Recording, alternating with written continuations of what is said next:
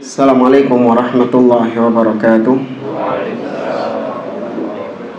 Innal hamdalillahi nahmaduhu wa nasta'inuhu wa nastaghfiruh wa na'udzu billahi min shururi anfusina wa min sayyiati a'malina.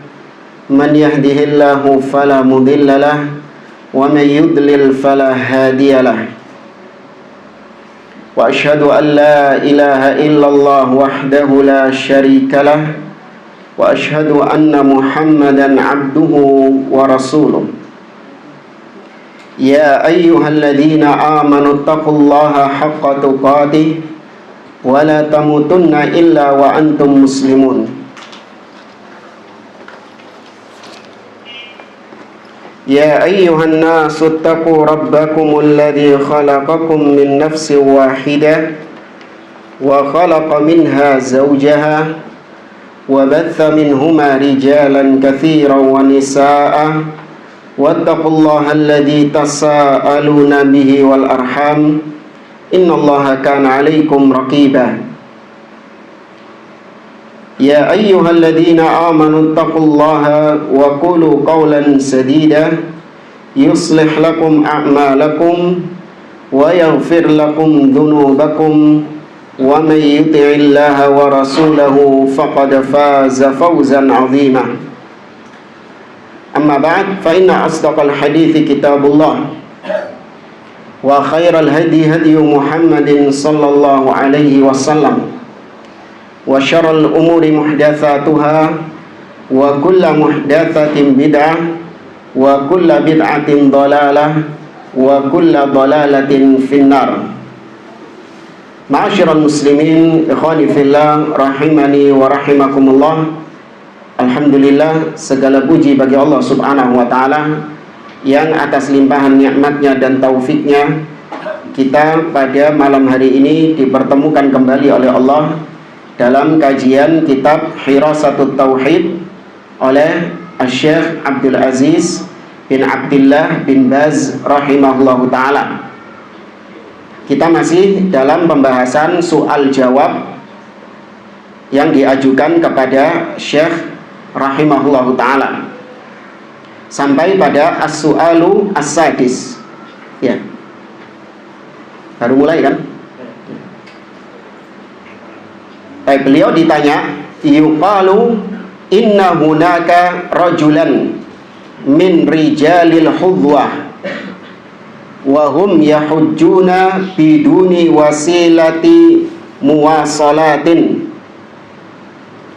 Dikatakan bahwa ada orang dari orang-orang yang hudwah. Hudwah ini orang-orang pilihan. Ya, ada seseorang dari kalangan orang-orang pilihan yang katanya mereka itu berhaji tanpa transportasi apapun.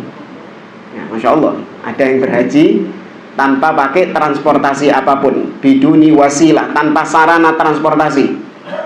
Wa yuqal, dikatakan juga katanya orang-orang pilihan ini, innahum yahdurunal janazata fi Makkah wa hum aslan mawjuduna fi mantiqatin ba'idatin jiddan. Dikatakan juga bahwa mereka ini, orang-orang pilihan ini, mereka itu seringkali menghadiri sholat jenazah yang diadakan di Mekah, di Masjidil Haram. Ikut sholat jenazah di sana. Padahal mereka itu jauh lokasinya, berada di daerah yang sangat jauh secara asal. Fahal sakharat lahumur rih mathalan fi tanaqulatihim narju at-tawjih. Apakah mungkin mereka ini ketara angin, ya, dibawa sama angin sehingga bisa dengan mudahnya berpindah-pindah? Ini kan ada wali-wali yang gitu kan, ya, saya kalau sholat di Mekah, ya, Jumatan di Mekah, padahal belum Jumatan di Mekah. Jumatan ini disik sopo? Disik dulu, disik kita, ya. Tapi ketika ditanya, loh kok gak Jumatan mau? Sudah di Mekah. Loh Mekah lo turun Jumatan kan, ono siaran langsungnya kok. Narju at-tawjih, maka kita ingin arahan dari Anda wahai Syekh.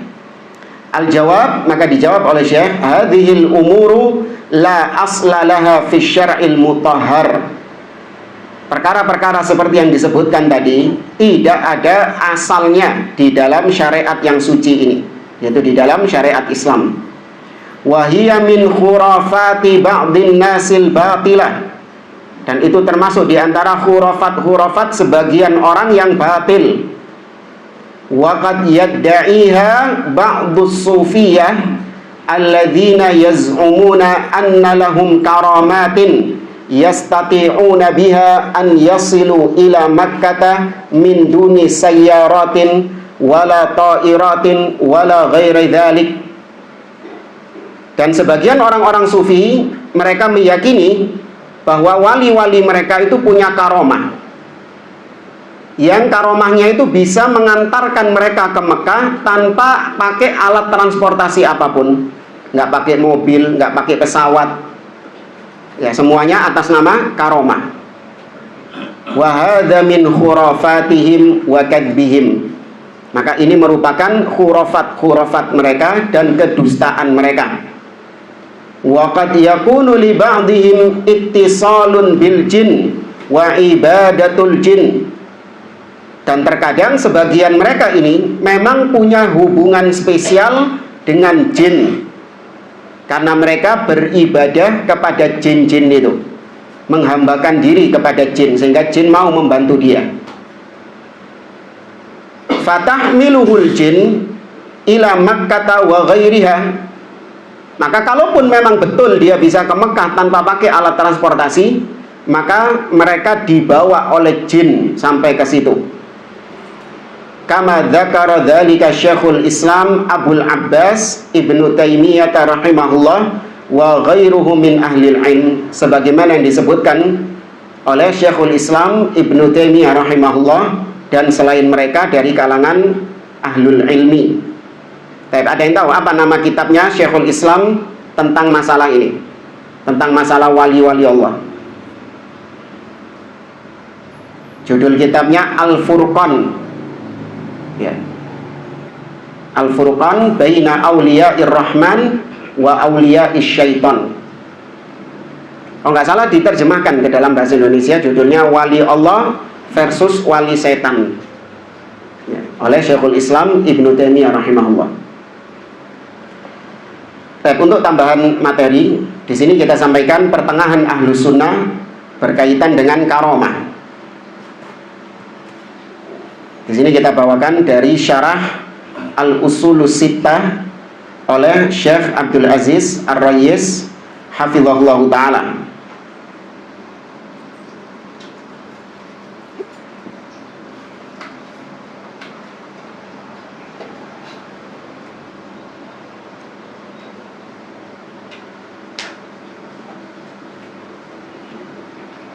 Sebentar.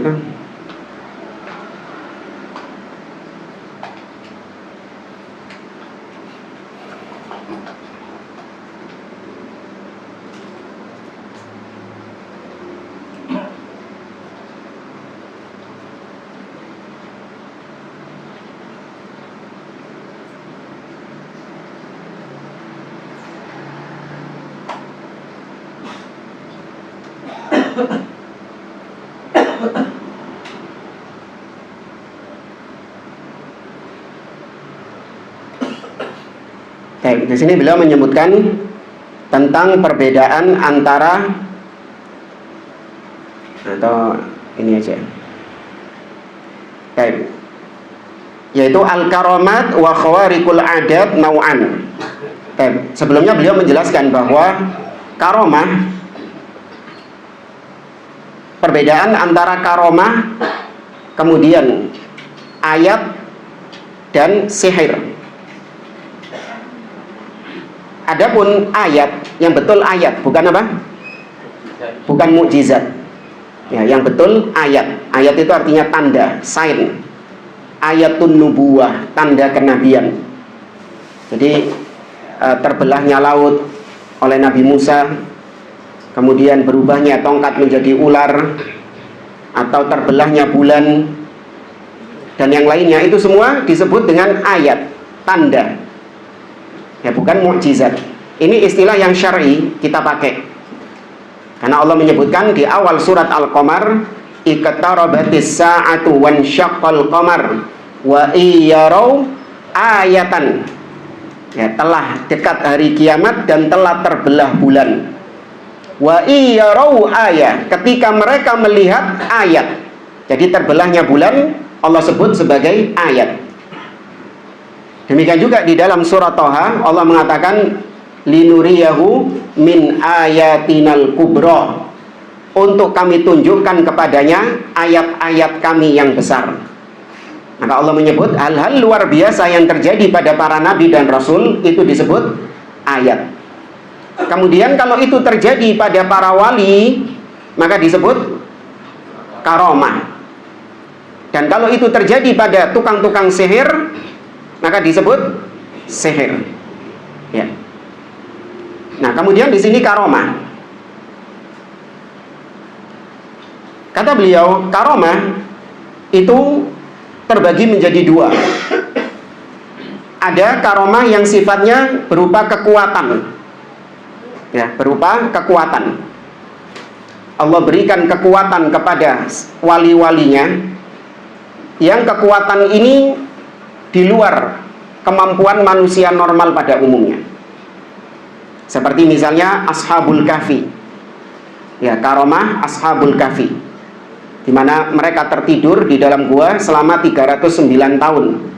Nah, ini kekuatan yang Allah berikan kepada Ashabul Kahfi. Demikian juga Maryam. Ya, Maryam bukan nabi, ibundanya Isa. Dia diberikan karomah memiliki makanan di waktu memiliki makanan musim panas ketika musim dingin, dan memiliki makanan musim dingin ketika musim panas.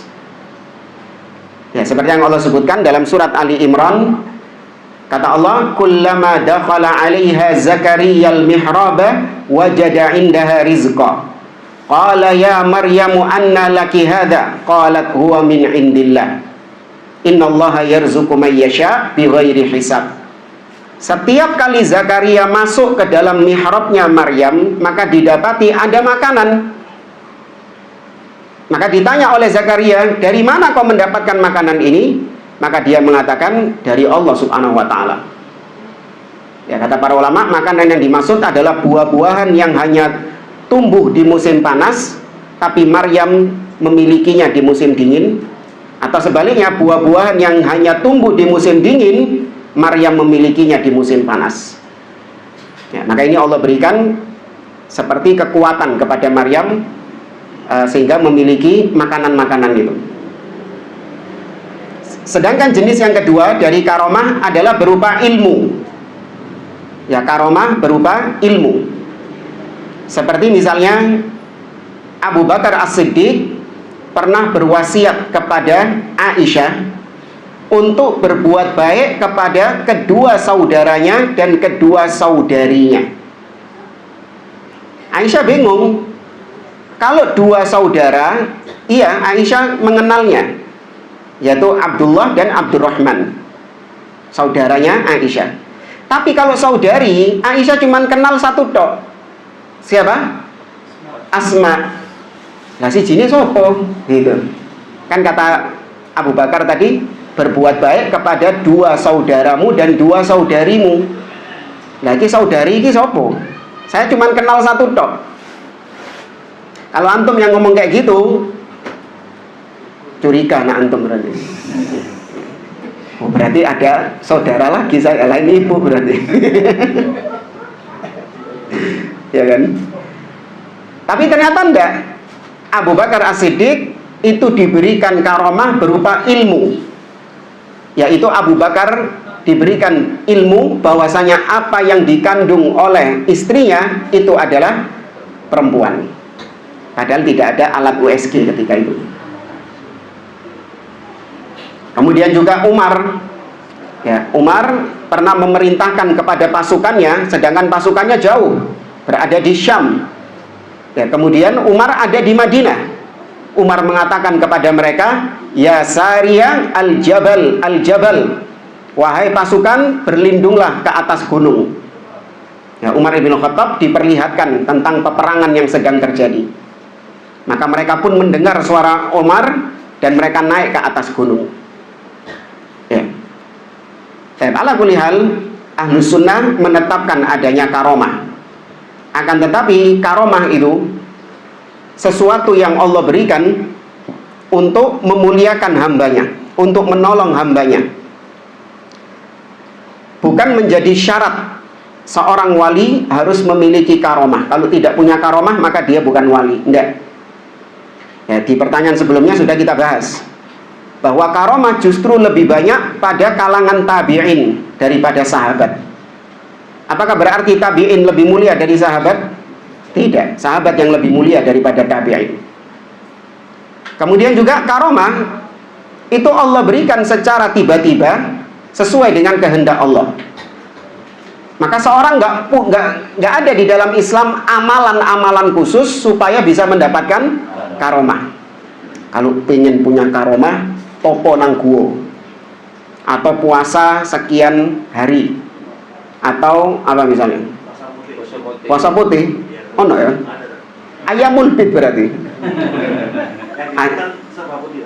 Kenapa? Yang dimakan serba putih. Mulai sahur sampai buka. Bawang putih gitu. Nasi, roti, warnanya putih. Roti. Ayo nggak ada bawang putih. Telur putihnya toh. Hah? Telur putihnya toh. Iya, telur putihnya tok gitu. Ala kulli hal, tidak ada amalan khusus supaya mendapatkan karomah. Allah berikan karomah secara langsung, tiba-tiba dengan kehendak Allah Subhanahu wa taala. Dan nggak bisa diulang. Orang yang mendapatkan karomah, maka belum tentu di kesempatan berikutnya dia dapat memunculkan karomah seenaknya sendiri. Maka dusta kalau ada cerita wali-wali yang adu karomah. Ya. Jadi dia tuh bisa mendemonstrasikan karomah kapanpun dia mau. Ini bukan karomah, ini sihir. Ya. Ada Habib masuk kota Aden, dicegat, nggak boleh masuk kota Aden kecuali harus menunjukkan karomah. Maka sang Habib kemudian mengatakan, ya sama subbil laban, wahai langit turunkan hujan susu. Maka ketika itu langsung turun hujan susu, kota Aden banjir susu. Orang biasanya masuk suatu perbatasan wilayah, sing ditakoni ku paspor, kan gitu, identitas, visa yang ditakoni gak, sing ditakoni karomah, ilmu. Ya, ketika nih gak percaya, Habib hujan susu. Ini ulama tuh cerita nih. Ya. Bukan ngarang, ini memang ada ceritanya gitu katanya. Katanya bahkan sampai sekarang masih ada museumnya, museum susu. Maka ini dusta. Karena namanya karomah nggak bisa seenaknya sendiri. Sang wali mengeluarkan karomahnya nggak ada. Kemudian juga karomah tidak boleh bertentangan dengan akidah. Ya, karomah itu tidak bertentangan dengan akidah. Kayak tadi, karomahnya menurunkan hujan susu. Berarti yang pertama, hujan itu diatur oleh si wali ini. Bukan siapa? Bukan Allah Subhanahu wa taala. Padahal Allah mengatakan wa yunazzilul ghaith. Innallaha indahu ilmus sa'ah wa yunazzilul ghaith. Allah yang menurunkan hujan. Tapi enggak, ini wali yang bisa menurunkan hujan. Susu mana hujan ini? Kemudian berarti menunjukkan bahwasanya langit itu tunduknya kepada wali, bukan kepada Allah. Padahal langit, bumi tidak tunduk kecuali hanya kepada penciptanya, Allah. Allah sebutkan dalam surat Hud, ketika banjirnya Nabi Nuh, Allah perintahkan langit dan bumi untuk menyurutkan air.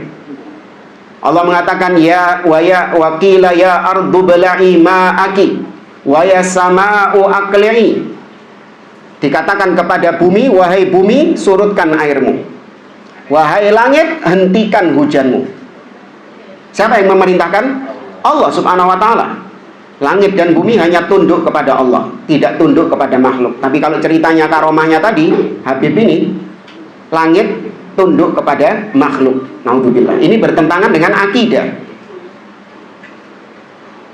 Kemudian juga ada karomah seorang Habib yang masuk surga. Ya, seorang Habib yang masuk surga. Jadi ceritanya ada anaknya Habib ini lagi heran ngelihat kakinya Habib ini kok wangi, harum, warnanya kuning katanya kakinya. Bah, ini kakinya kok kuning, harum bah ini bah. Ya. Dari mana harumnya ini? Aku nggak pernah mencium harum seperti ini. Maka kata bapaknya, iya barusan Allah mengizinkan aku masuk ke dalam surga. Ya. Dan warna kuning ini adalah bekas rumput yang ada di surga. Naudzubillah. Kenapa ini bertentangan dengan akidah? Karena akidah kita, Nabi SAW orang yang pertama kali masuk surga. Nah, ini termasuk diantara syafaat yang dimiliki oleh Nabi dan tidak dimiliki oleh yang lain, yaitu beliaulah orang yang pertama kali diizinkan masuk surga. Sebelum beliau tidak ada yang boleh masuk surga. Dalam hadis Nabi mengatakan atibabal jannah, aku mendatangi pintu surga. Maka kemudian ditanyakan oleh malaikat penjaga surga, man anta, siapa engkau? Nabi mengatakan Muhammad, aku adalah Muhammad. Kata malaikat penjaga surga, bika umirtu alla aftaha ghairak, kepadamulah aku diperintahkan untuk tidak membuka pintu surga kepada siapapun. Nabi yang pertama kali masuk surga. Itu kemuliaan Nabi, dipek ambil Habib ini. Iya, itu kemuliaan Nabi, dicoba ambil Habib ini. Wis mlebu dhisik deh. Terus yang kedua, kok metu? Sudah masuk katanya, lah kok metu? Orang kalau sudah masuk surga itu nggak mau keluar. Namanya saja disebut Jannatu Aden. Apa artinya Aden? Aden itu artinya menetap. Orang yang sudah masuk sana nggak mau pindah kemanapun dia. Hatta dia berada di surga yang paling rendah, maka dia ingin menetap di situ, nggak mau pindah kemana-mana. Iki gak balik mana nang dunia, ya kan? Kau gak sumpah nang dunia deh, balik mana nang dunia, enak-enak ke surga. Naudzubillah.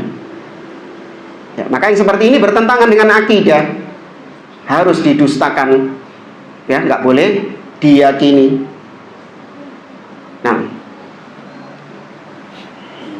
Nah, termasuk diantara karomah-karomah ini tadi ada wali yang bisa ke Mekah tanpa menggunakan alat transportasi, ya, masya Allah.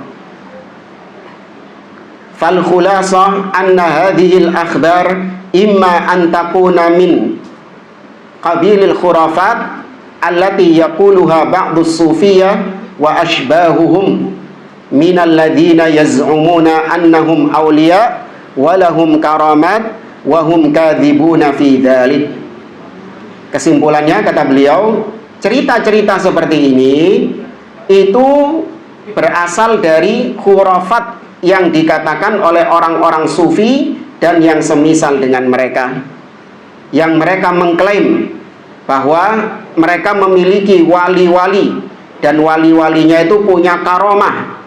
Karomahnya tadi aneh-aneh, karomahnya itu kita nggak menolak adanya karomah, ya, tapi kalau karomah yang jelas kedustaannya seperti bertentangan dengan akidah tadi, maka kita mendustakan karomah tersebut.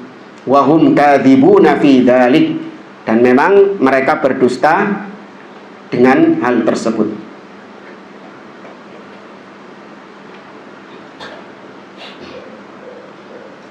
Wa imma an yakuna min awliya'i syaitan, atau bisa juga datangnya dari wali-wali syaitan. Fatahmiluhu syayatin wa tanquluhu min makanin ila makanin, di mana dia sudah ada kerjasama dengan para jin, setan-setan, sehingga setan-setan inilah yang memindahkan orang ini dari satu tempat ke tempat yang lain. Li'annahu abadaha wa ata'aha, karena wali tadi dia sudah beribadah kepada setan, menyembah kepada setan dan mentaati setan. Falamma khadimaha wa abadaha khadamathu fin naqli min makanin ila makan. Kalau si dukun ini, wali setan ini sudah berkhidmat kepada jin tersebut dengan cara menyembah kepada mereka, memberikan persyaratan-persyaratan yang mereka inginkan, menyembelih sesembelihan, sajen dan yang lainnya, disuruh kufur, ya, maka jinnya pun membantu dia untuk melakukan hal-hal yang luar biasa tadi. Tapi kedoknya kayak kiai. Ya, jadi dukun-dukun sekarang sudah nggak musim pakai pakaian hitam-hitam, ya kan? Terus apa namanya? Pakai atribut-atribut tengkorak, ya kan? Biasanya di rumahnya kan ada kepala tengkorak, terus ada peteng gitu. Gak usum misalnya. Dukun sekarang pakainya pakaian sorban, tasbih, ya kan? Jubah gitu. Hakikatnya tetap dukun. Dan kita pindah ke as-su'alus sabi'. Pertanyaan yang ketujuh. Kata beliau, indana nasun kathiruna mutamassikuna bitariqati tijaniyah. Kata penanya, kita memiliki atau di sisi kami ada orang-orang yang banyak di antara orang-orang yang ada di sisi kami, sekitar kami, mereka itu mutamassikun, berpegang dengan tarekat tijaniyah. Ya, banyak tarekat, ada syadziliyah, ada tarekat qadiriyah, naqsyabandiyah. Apa itu? Oh, tidak tahu, tidak pernah dengar. Jangan ikut pokoknya tapi. Wa ana sami'tu fi barnamijikum Nur 'ala Darb. Dan aku mendengar di salah satu program Anda, wahai Syekh. Jadi Syekh itu dulu punya program tanya jawab kajian gitu. Namanya Nur 'ala Darbi. Ini sampai sekarang masih ada rekamannya. Tapi cuman suara saja. Anna hadhihi tariqata mubtadi'atun la yajuzu ittiba'uha. Dan aku mendengar di salah satu program itu Anda mengatakan bahwa tarekat ini, yaitu Tijaniyah ini, itu adalah tarekat bid'ah yang tidak boleh diikuti. Lakin ahli, namun keluargaku, indahum wirdu Syekh Ahmad At-Tijani. Keluargaku, mereka itu punya wirid-wirid yang diajarkan dari tarekat Tijani itu. Wahiyya sholatul fatih. Dan itu adalah sholat fatih. Anak gak tahu apa sholat fatih ini. Sholawat al-fatih itu gimana?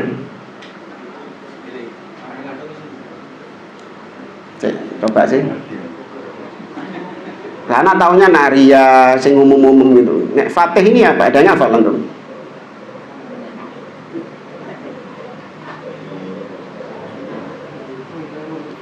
Sholatul Fatih.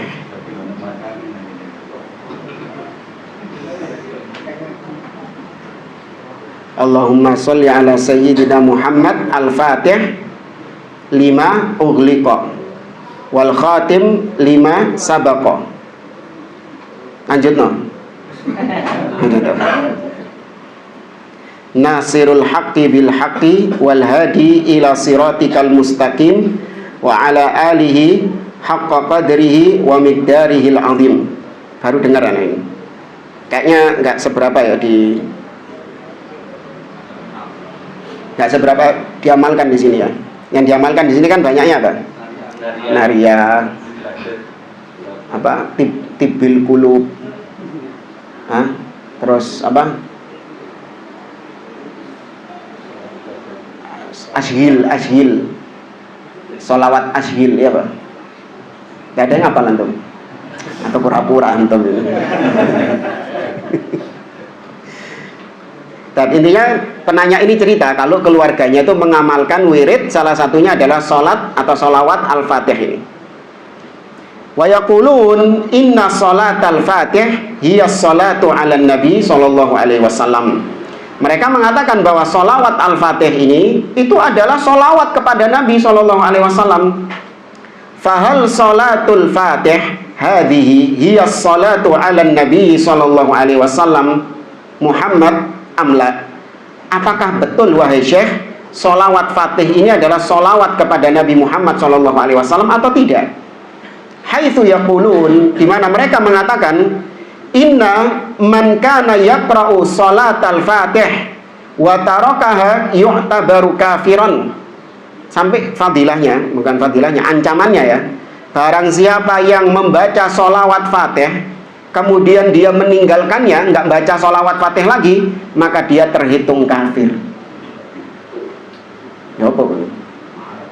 Wa yaqulun, mereka juga mengatakan idza ma kunta tatahammalu hadza wa taraktaha fama 'alaika syai'un. Wa idza tahammaltaha wa taraktaha tu'tabaru kafiran. Ya, apabila engkau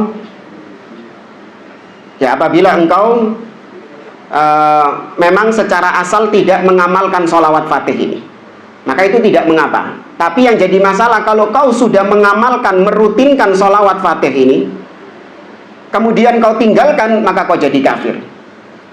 Jadi gini, kalau ada orang yang sebelumnya memang nggak tahu sholawat fatih ini, sehingga dia nggak pernah baca sholawat fatih, maka dia nggak kafir.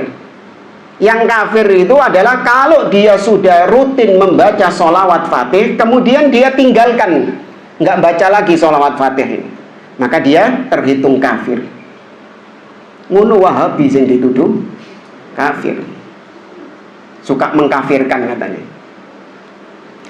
Waqad qultu liwalidayya, dan aku sudah ngomong sama bapak ibuku, inna hadza la yajuz. Ya, sudah ngomong aku sama bapak ibuku kalau ini nggak boleh. Faqala li, maka dia mengatakan apa? Apa untuk bacanya apa?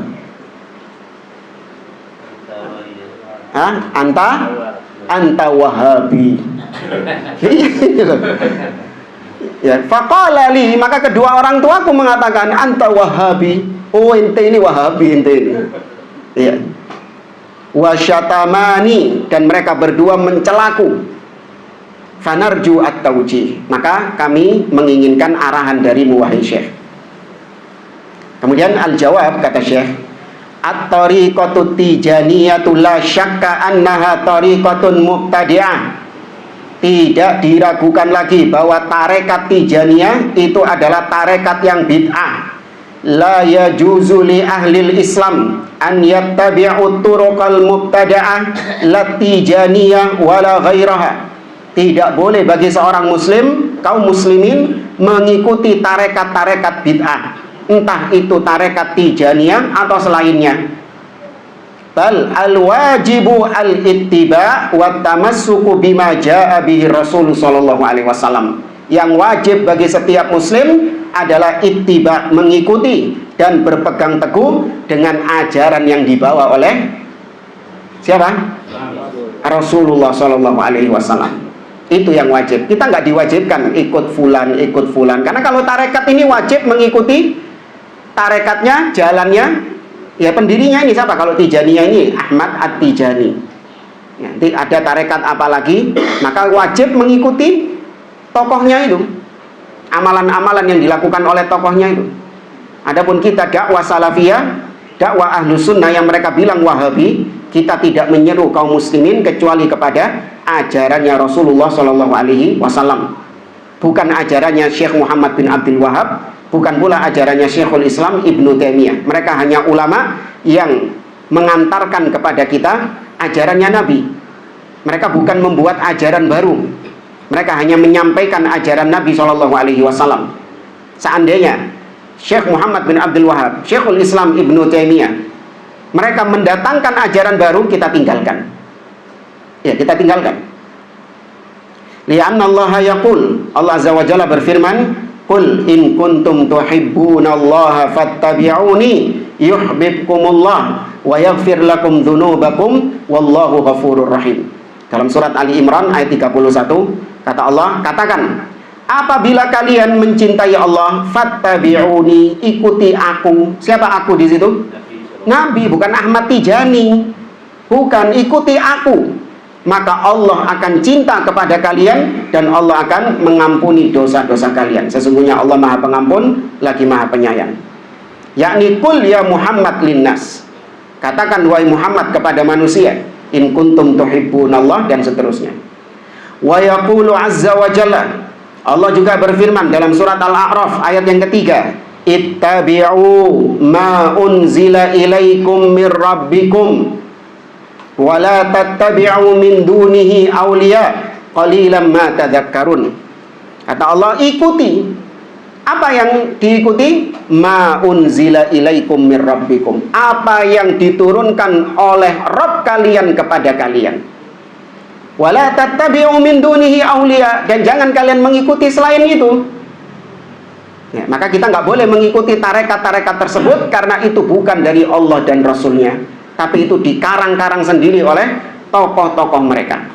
Jadi asal penamaannya thariqah. Thariqah artinya apa? Jalan. Di mana mereka meyakini wali-wali tersebut mereka punya jalan khusus yang beda dengan jalannya Nabi SAW. Jadi wali itu bisa punya jalan khusus yang berbeda dengan jalannya Nabi. Sebagaimana Nabi Musa punya jalan, Khidir itu juga punya jalan yang berbeda. Khidir ini diyakini oleh mereka sebagai wali. Ya.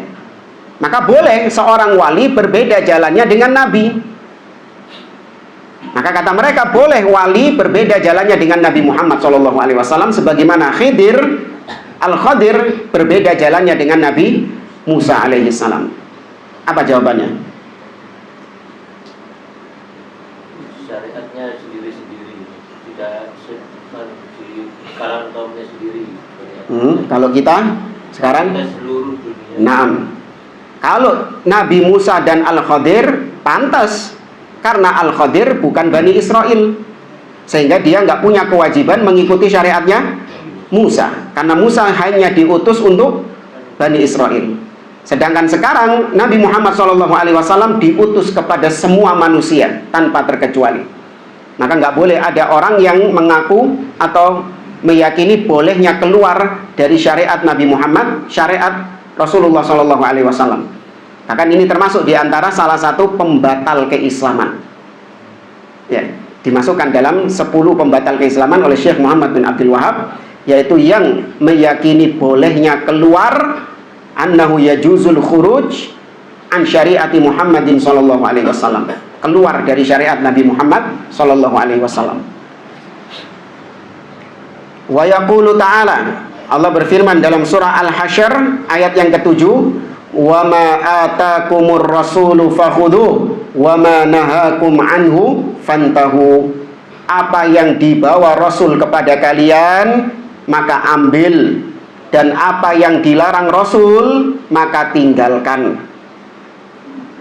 Wa yaqulu tabaraka wa ta'ala, Allah juga berfirman dalam surah Al-An'am ayat 153, wa anna hadza sirati mustaqiman fattabi'uhu wa la tattabi'us subul fatafarraqa bikum an sabili.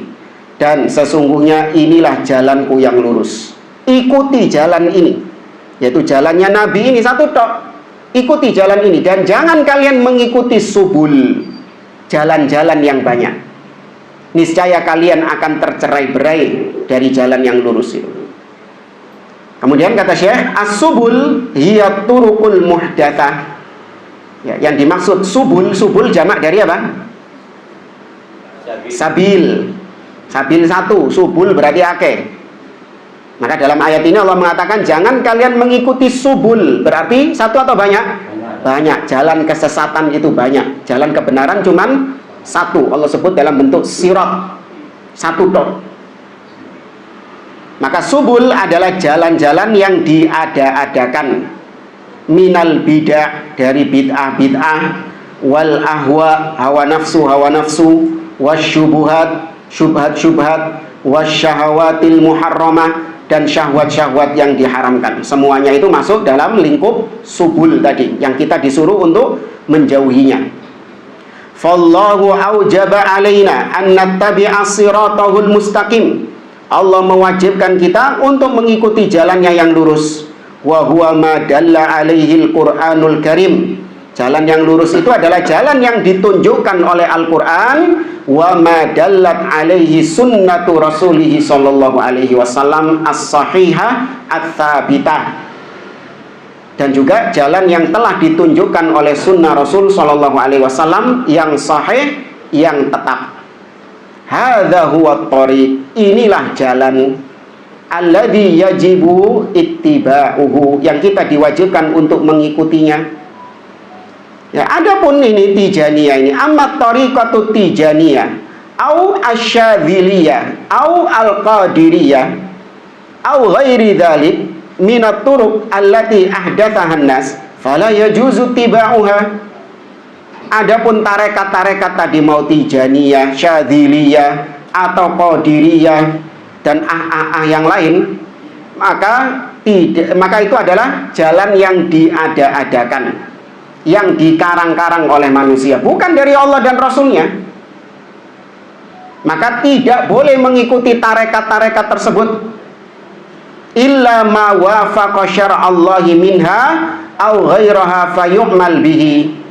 Ya, kecuali kalau memang tarekat-tarekat tersebut memang ada sebagian syariat-syariat Allah yang sesuai.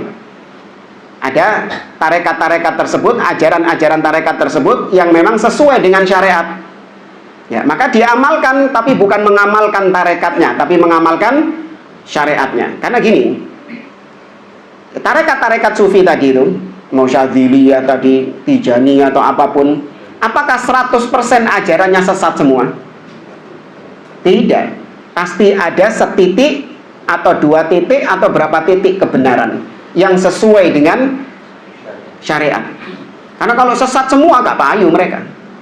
Pasti ada kebaikan-kebaikan yang ada pada mereka. Ya, maka kebaikan-kebaikan tersebut kita tetap mengamalkannya, namun bukan dalam rangka mengikuti tarekatnya, bukan, tapi dalam rangka untuk mengikuti syariatnya. Li'annahu wafaqa syar'al mutahhar. Kita mengamalkannya karena sesuai dengan syariat yang suci ini.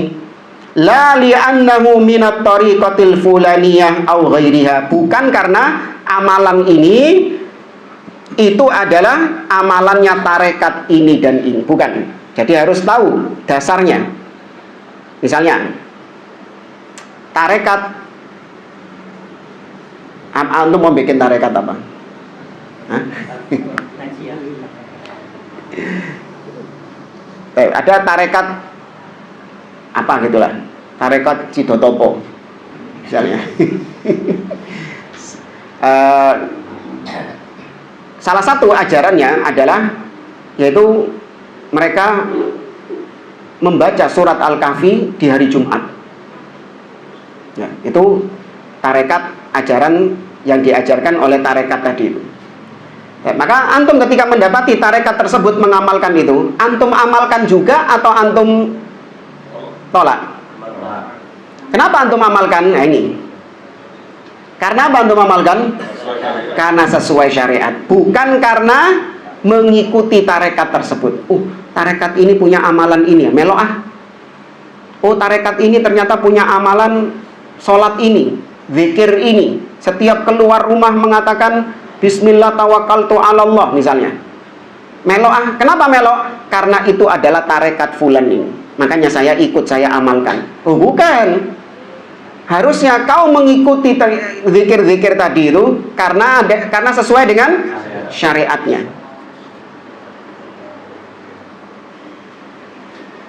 Lil ayatis sabiqah wa liqaulihi ta'ala laqad kana lakum fi rasulillahi uswatun hasanatun liman kana yarjullaha wal yawmal akhir wa dzakarallaha katsira. Berdasarkan ayat, sungguh telah ada suri tauladan yang baik pada diri Rasulullah SAW untuk kalian, bagi orang-orang yang mengharapkan Allah dan hari akhir dan dia banyak mengingat Allah. Wa qaulihi azza wa jalla, dan juga berdasarkan firman Allah dalam surat At-Taubah ayat yang ke-100, was-sabiqunal awwalun minal muhajirin wal ansar walladzina tabauhum bi ihsan radhiyallahu anhum wa radu'an wa a'adda lahum jannatin tajri tahtahal anhar khalidina fiha abada dzalikal fawzul azim. Dan orang-orang terdahulu lagi awal-awal masuk Islam, baik dari kalangan muhajirin atau dari kalangan ansar, dan yang mengikuti mereka tuh, ittiba'nya bukan kepada tarekat tapi kepada sahabat, mengikuti mereka dengan baik, maka Allah ridho kepada mereka dan mereka pun ridho kepada Allah. Dan Allah persiapkan bagi mereka surga yang mengalir di bawahnya sungai-sungai mereka kekal di dalamnya selama-lamanya, itulah kemenangan yang abadi, yang besar. Liqauli Rasul sallallahu alaihi wasallam, ini juga sesuai dengan sabda Nabi sallallahu alaihi wasallam, man ahdatha fi amrina hadza ma laisa minhu fahuwa rad. Barang siapa yang mengada-ngadakan, membuat perkara baru dalam urusan kami ini, apa yang bukan bagian dari agama ini, maka tertolak. Muttafaqun ala sihhatihi min hadithi Aisyah radhiyallahu anha. Hadis tadi disepakati kesahihannya dari Aisyah radhiyallahu anha. Wa qauluhu sallallahu alaihi wasallam, Nabi juga bersabda, man amila amalan laisa alaihi amruna fahuwa rad. Barang siapa yang mengamalkan suatu amalan yang bukan dari kami, maka tertolak. Akhrajahu Muslim fi sahihi. Diriwayatkan oleh Imam Muslim di dalam sahihnya.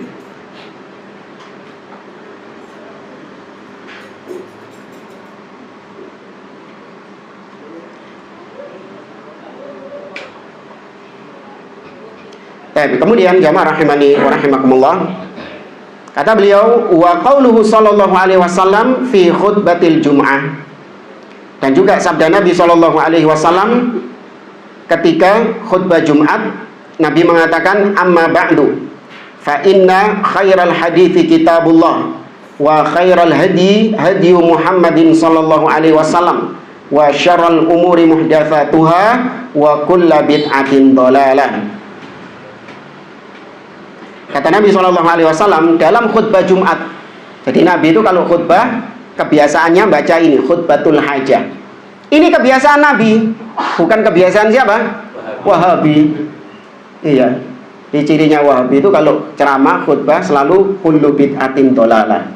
Naudzubillah. Padahal itu kebiasaan Nabi SAW. Kata Abdullah bin Mas'ud, karena Nabi SAW yu'allimuna khutbatal hajah fin nikah wa fi ghairiha. Adalah Nabi SAW mengajarkan kepada kami khutbatul hajah ketika pernikahan atau selainnya. Jadi memang diajarkan oleh Nabi SAW. Sesungguhnya sebaik-baik ucapan adalah kitabullah, yaitu Al-Quranul Karim. Dan sebaik-baik petunjuk adalah petunjuknya Rasulullah SAW. Ini kalimat yang harus kita pegang ini. Selain Nabi tidak lebih baik. Jadi kalau sudah Nabi ngasih cara, kemudian ada selain Nabi ngasih cara juga, maka yang terbaik caranya siapa? Nabi. Contoh yang paling nyata dan yang sering kita dapati ketika kita menasihati sebagian orang yang turun untuk ikut aksi demo dalam mengkritik pemimpin. Kita katakan bahwa Nabi sudah punya cara, Nabi sudah menunjukkan cara, yaitu dengan cara apa? Menasihati pemimpin rahasia 4 mata. Nabi mengatakan, man arada ayyan sahalidhi sultanin bi amrin fala yubdilahu alaniyah. Barang siapa yang punya nasihat untuk pemimpin, jangan ditampakkan di depan umum. Walakin liyakhud biyadi, tapi hendaklah dia gandeng tangan pemimpin itu. Wa yakhlu bihi, dan berdua-duaan. Fa in qabila minhu fadak wa illa kana qad adda alladhi alaihi. Kalau nasihatmu diterima, maka itu yang diinginkan. Tapi kalau tidak, maka kau sudah menunaikan kewajibanmu. Selesai. Ini cara Nabi SAW. Apa kata dia? Wah, kalau pakai caranya Nabi ini nggak efektif, nggak bakal didengar nasihat kita sama pemimpin. Ya, tapi kalau pakai demo, maka pemimpin ketar-ketir kalau nggak mau menjalankan kritikan kami.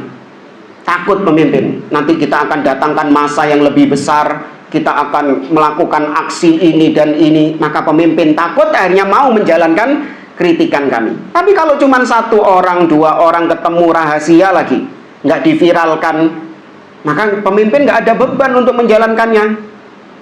Ya, maka ini menolak hadis dengan apa? Dengan akal. Ya, padahal faktanya berapa banyak demo-demo yang dilakukan juga tidak ada apanya, tidak ada hasilnya. Yang ada justru malah kerusakan. Ya, dampaknya lebih besar daripada tuntutan-tuntutan mereka. Ya, kerugiannya lebih besar daripada apa yang mereka tuntut kepada pemimpin itu. Ya, maka sungguh benar yang diucapkan oleh beliau, sebaik-baik petunjuk adalah petunjuknya Nabi SAW. Ya, demokrasi, demo itu produknya orang Barat. Nggak ada di dalam Islam demo itu. Ya, maka ikuti Nabi SAW. Dan sejelek-jeleknya perkara adalah yang diada-adakan. Dan setiap bid'ah itu dolalah. Setiap bid'ah itu sesat. Tidak ada namanya bid'ah hasanah. Akhrajahu Muslim fi sahihi min hadithi Jabir bin Abdullah radhiyallahu anhuma wal ahaditsu fi hadzal ma'na katsiratun. Dan hadis-hadis yang semakna dengan ini itu sangatlah banyak. Baik, insyaallah pada pertemuan berikutnya di sini beliau membahas tentang ini. Dibahas tentang sholawat Fatih itu tadi. Baik, kalau ada yang mau ditanyakan, fadhol.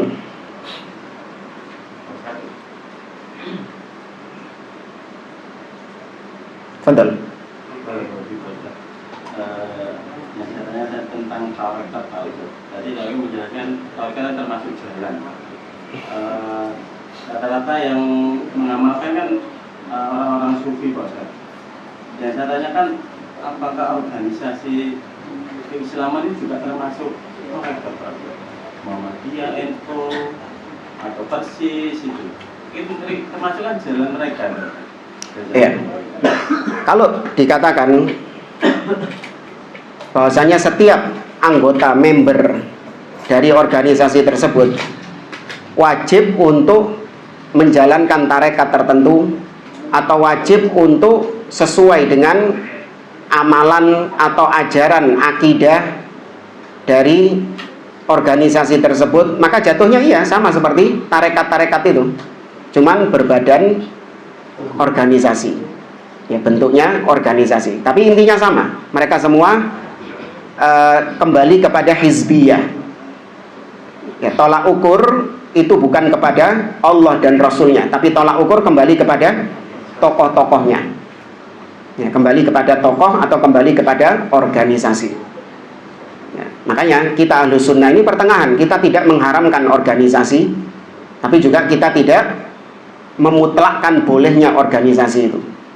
Organisasi hanya sebatas kendaraan yang tujuannya adalah untuk memudahkan saja. Ya, karena misalnya kita ini mau membuat sebuah sekolah misalnya.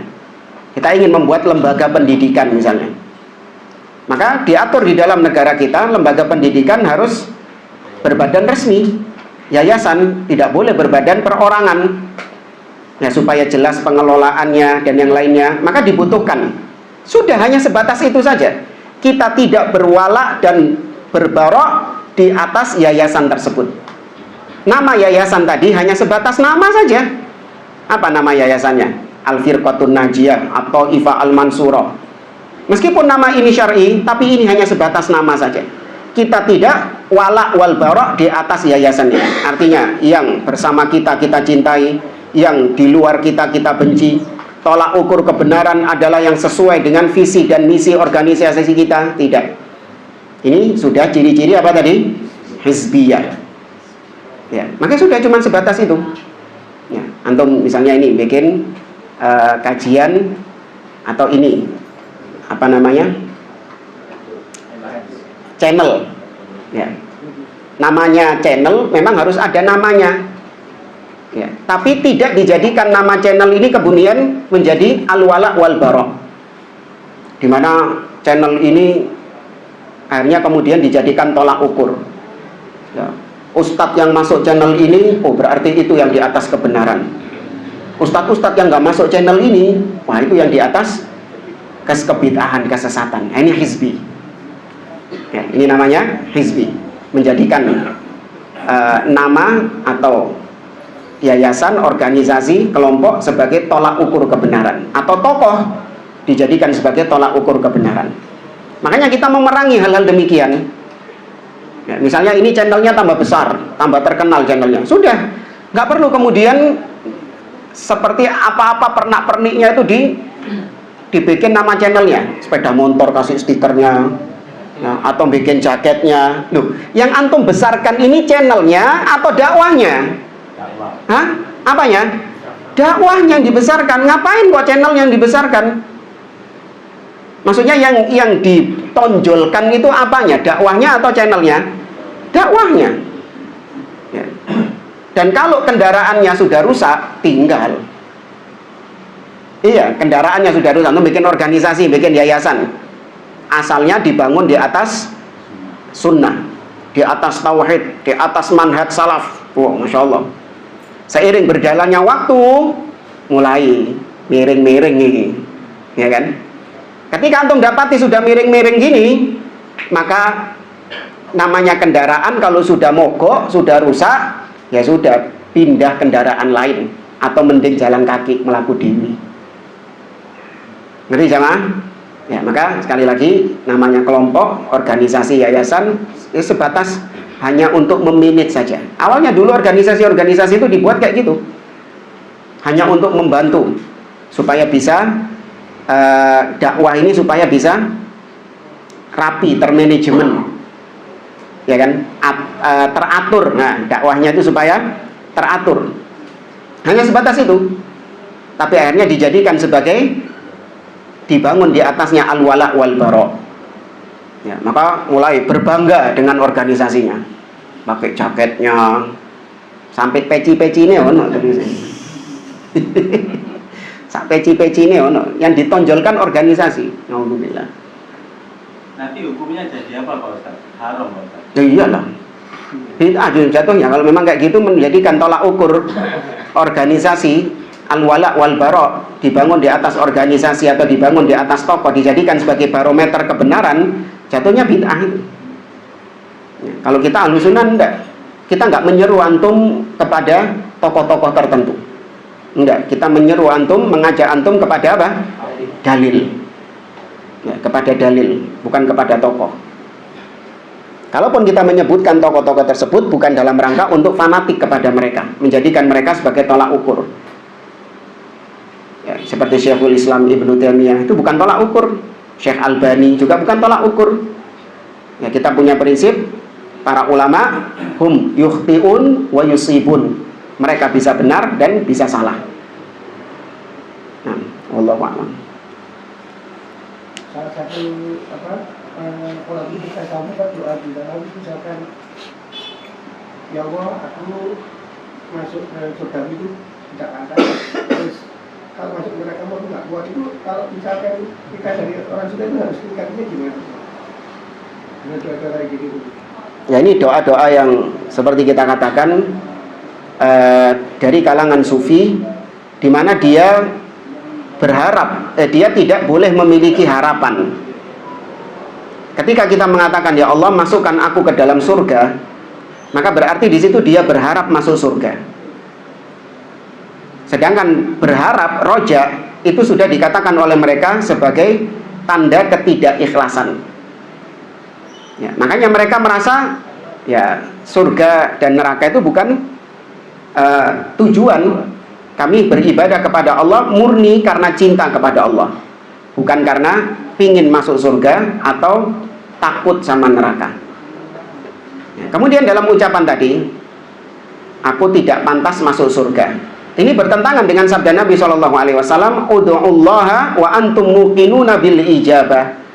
Berdoalah kepada Allah dalam keadaan antum yakin diijabahi sama Allah Subhanahu wa taala. Jadi kita harus pesimis atau optimis? Optimis. Iya, optimis. Makanya Nabi juga mengatakan, idza sa'altumullahal jannah fas'alul firdausal a'la. Kalau kalian meminta surga, mintalah surga yang paling tinggi, firdaus. Ya, kalau ngoco ya gak pantas memang. Ya, tapi bukan diucapkan dalam rangka berdoa. Ya, seakan-akan apa ya, doa tapi ya Allah, kalau aku memang pantas masuk surga, maka masukkan aku ke surga. Loh. Ngerti ya? Ya Allah, kalau memang aku pantas masuk surga, masukkan aku ke dalam surga. Enggak gitu. Iya, harus minta surga. Tapi ya jangan cuma minta tok, enggak ada usahanya. Tetap usahanya. Ustaz, Nah, wallahu a'lam. Ustaz, sufi itu kalau ditarik dengan nenek moyangnya kesesatan itu lebih mendekat ke mana? Syiah. Iya. Sufi sama Syiah ini, ya mohon maaf ya, seperti kotoran dibagi dua. Untuk misalnya jalan ada kotoran sapi atau kotoran kucing, itu bagian dua. Nah, itu Syiah ambil Sufi. Podo. Banyak kemiripan-kemiripan di antara mereka. Bahkan amalan-amalannya Sufi ini juga kebanyakan dari mereka, dari Syiah. Wallahu a'lam. Dan diakui sendiri kok sama tokohnya.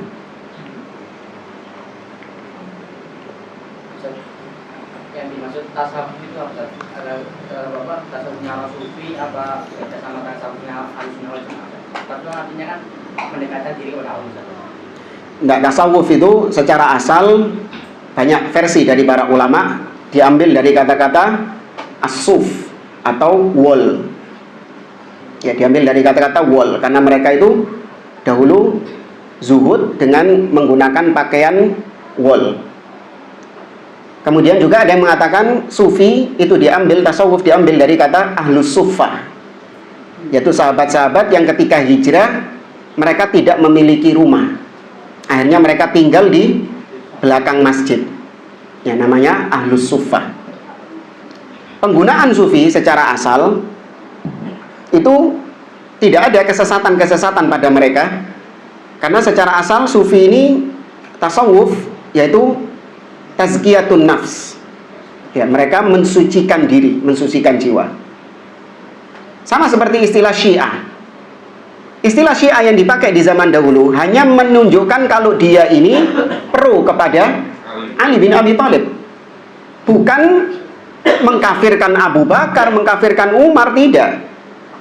Mereka ketika terjadi fitnah antara Ali dengan Muawiyah, mereka ini ngikut ke barisannya Ali bin Abi Thalib. Maka ketika itu disebut Syiatu Ali, Syiahnya Ali. Syiah artinya kelompok. Maka seiring dengan berjalannya waktu bertransformasi menjadi aliran yang sesat di dalam Islam. Maka Sufi juga demikian. Jadi kalau untuk mendapati dalam biografi ulama bahwasanya fulan adalah imam wahwa Sufi dan dia adalah seorang Sufi, maka ini jangan langsung antum kaitkan dengan Sufi-Sufi yang sekarang tarekat-tarekat itu. Enggak, karena Sufi zaman dulu itu istilah yang berbeda dengan Sufi yang ada di zaman sekarang. Sebagaimana Syiah zaman dulu berbeda dengan Syiah yang ada di zaman sekarang. Nah, wallahu a'lam.